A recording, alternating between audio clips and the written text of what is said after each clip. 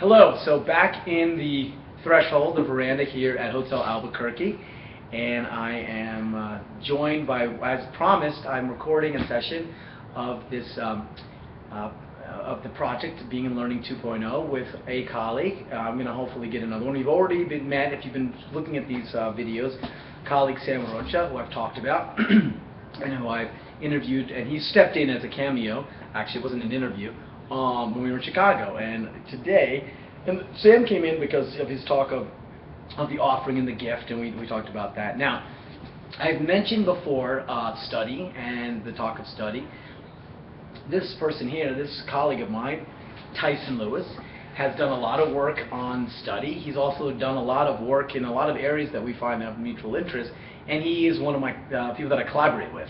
I joked with people that, you know, I go into the studio with a certain group of friends that are, it's like a band that we have, and sometimes we play in duos and trios and quartets, and sometimes we even have a quintet. But the classic quartet, so I'm purposely playing on the Coltrane, which I know is presumptuous and somewhat ridiculous, but it is in fun.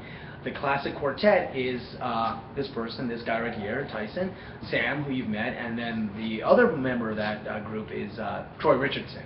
So when we get together, and it's usually in trios, but when the four of us get together, as we did on Orr's Island in Maine last year, it's really amazing the music making that we do. So playing with this notion of music making philosophy, this is how we understand work. So Tyson has checked out some of the YouTube videos that I've been documenting this experiment with, and he said, listen, I want to jump on and I want to sort of respond. So this is now in the spirit of the work. Recall that there was this, this notion of evocative speech, right? The notion of the messenger, the notion of the one who puts things out there, that puts philosophy into motion. And so in a way, what's happening, and the formation of community by way of friendship. So in a certain sense, we're now going to, sort of enact in the modality of that kind of dialogue through which friendship emerges, or that happens between friends, that Arendt says is where philosophy is always begun, after wonder, and then from there emerges community. So in the spirit of that, Tyson, it's all yours. Well, thanks for inviting me to be part of this 10-year anniversary of your book. And yeah, like you said, I've watched the first 3 episodes, or installments, I should say.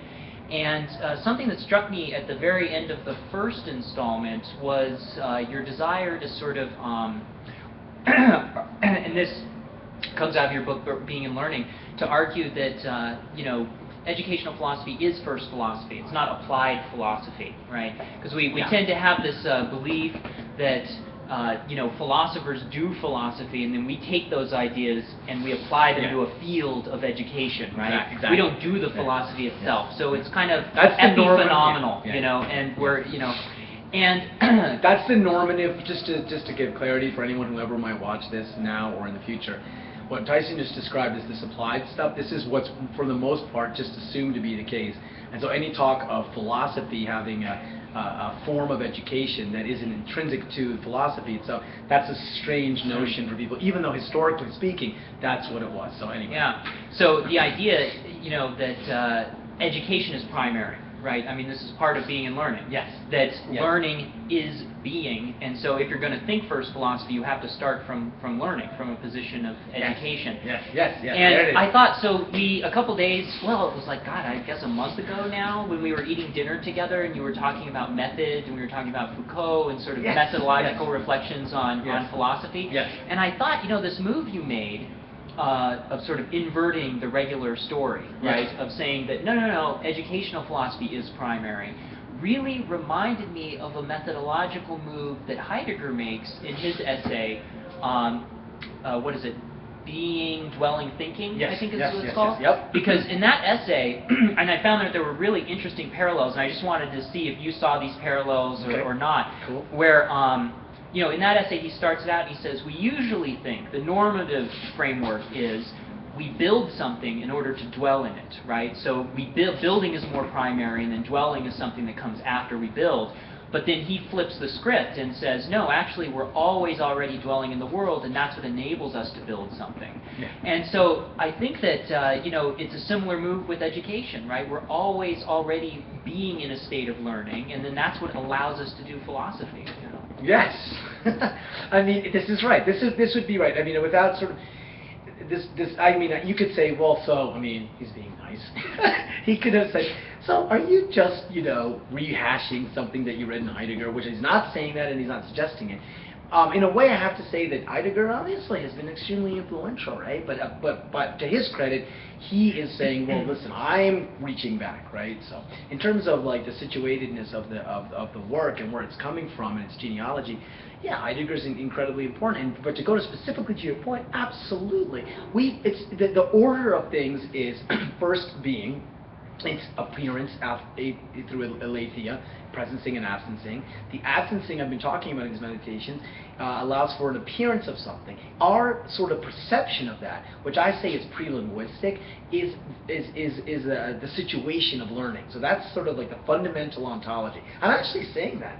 I think I'm saying that the fundamental ontological position is what I want to call learning. Right? No, I think you're right. Yeah, I think that's right. And so then there's like and I've been talking a lot about this lately. So to turn away from it, from that fundamental moment, which seems to happen in a singular way, but I'm open to us exploring, the possibility that, well, what does it mean to have an effacement with that primary ontology as a collective? And I think that's possible too. But I sort of want to make an order of this notion of, yes, we're already dwelling in it, but what gives rise to philosophy is the effacement with that, the sort of consciousness or perception of that. That's where philosophy arises. Because you can follow up and say, well, okay, I gather that you're doing a description and you're reducing the human condition to what you're calling learning, and that's its relationship to being. Fine.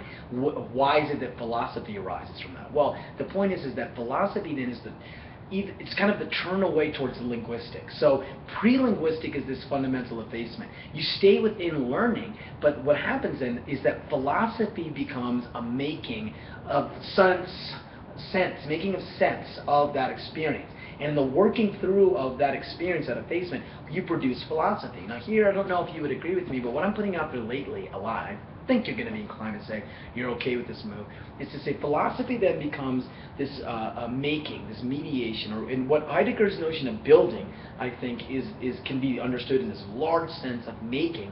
And I think this is where Arendt gets her idea of world making. And so philosophy then could be what we do, talking. Primarily it is that, because that's how language sort of is initially sort of emerging. Then there's writing. But then there's also music. It could be composition, but performed, painting, all the plastic arts, dance, etc., etc. So there is something about all these forms of making sense that are productive, or if you really want to push me, I would say reproductive, because there's a sense in which you're just taking the force that's arriving to you from being's presencing and then sort of reproducing it. But I prefer more the sense of like channeling it, and then it becomes something specifically human. And that's going to be distinguished from a kind of manufacturing, and I know you'll follow me on this, that is really just the sort of reproduction of the same, right? So I'm really following Benjamin there, and the notion that what makes it philosophy is that the originary, the effacement with the originary initiates something original, and that's the work of art. But the work of art then is like a way of understanding the materiality of philosophy. So that's the order of which I'm going. So how does the learning and teaching? So then learning gets sort of the move towards more learning, or what I call dialogic or the learning community, is when you bring that phenomena that you've made as a form of making sense of the effacement into a space between, like these videos. I mean, and then you say, here it is, and then you start to make further sense and create more. So like the making of this video in response to another video is an example of something that's not a reproduction of the same, but the making of something that is responding to the original, but it's itself original. Mm-hmm. So, in that sense, like for Arendt, it's wonder and then friendship, right, and then community. Yeah, that seems to be the order. So, where would you place learning within that framework? Yeah, that's a really good question, and I was thinking about that too as we were talking, because it really worked well when I said, the fundamental ontology is learning, but then you still so then that's a big L, learning. Is it then modalities of learning? And I mean, yeah, it is. Wow, you just helped me understand something, and I'm going to go for it. Okay, here's the go for it. So my book is deliberately and audaciously called Being and Learning. And any of us that knows Heidegger and me, or anything, knows, well, okay, you're playing on being and time, that's really audacious. For a time for Heidegger's motion, and all the different modalities or moods and, you know, all the stuff that he's documenting and describing in Being and Time are different moves. They're different ways that we move in the world. So, for example, reticence, or, you know what I'm talking. So all the different movements that we make. I think what I'm trying to do, and I'm realizing there are some shortcomings, major ones actually, because I don't do the careful sort of categorizations that he does. I don't do a periodic chart of learning. You're reminding me I need to do that, but because there's bad forms of it. But making learning that has these different small L learning is like time, insofar as they become instances of different forms of learning, different events of learning, not different forms. Although form in the sense of it's forming you. I think that's what I want to say, Tyson.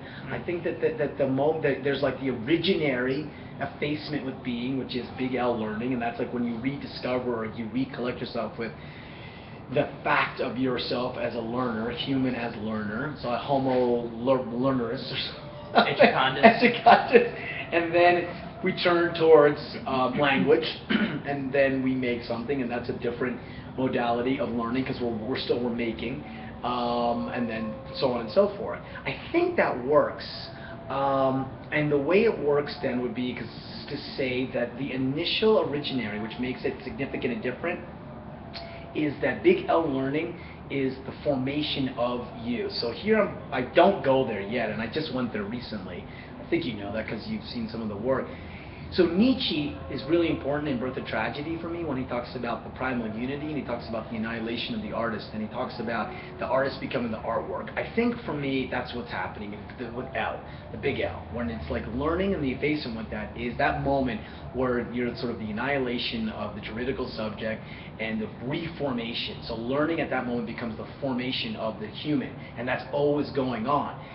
Then the conscious turning from that towards making then becomes our reproduction, if you will, or reiteration of that phenomenal process of formation. So we sort of, I think this is kind of Marxian. I think in a certain way I may have sort of done a Marxian sort of Heideggerian hybrid, which would be well, like... I'm wondering, I'm wondering, okay, so you're talking about like L with the big capital L, yeah. Right, learning.